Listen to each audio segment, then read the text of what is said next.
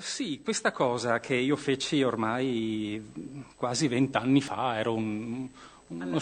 ero uno studente ancora di università e uno storico locale che si industriava, ancora adesso in qualche modo si industria, Camillo Pavan,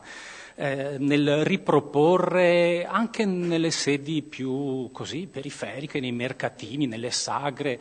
dei vecchi testi che secondo lui avevano mercato, ma lui era anche ed è un anarchico, quindi nel rimettere in circolazione questa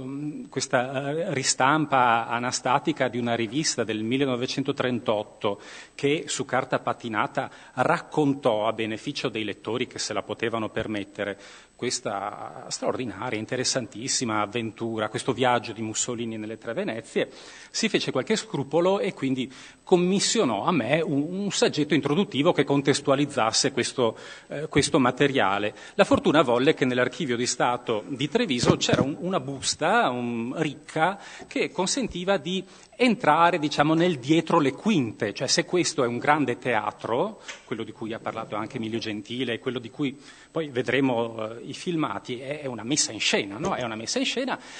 che si capisce meglio non solo stando dove siete voi adesso, ma appunto avendo accesso anche a quello che c'era stato prima e che non si vede e che però attraverso appunto la documentazione d'archivio è stato possibile recuperare, in qualche modo riuscendo quindi a contestualizzare, a mettere a distanza questo rapporto travolgente che aveva effettivamente Mussolini con le masse, con le folle. E questo però fa capire anche che nel 1995 un personaggio interessante e intelligente come Camillo Pavan capiva che un mito di Mussolini c'era ancora negli italiani e difatti questo fu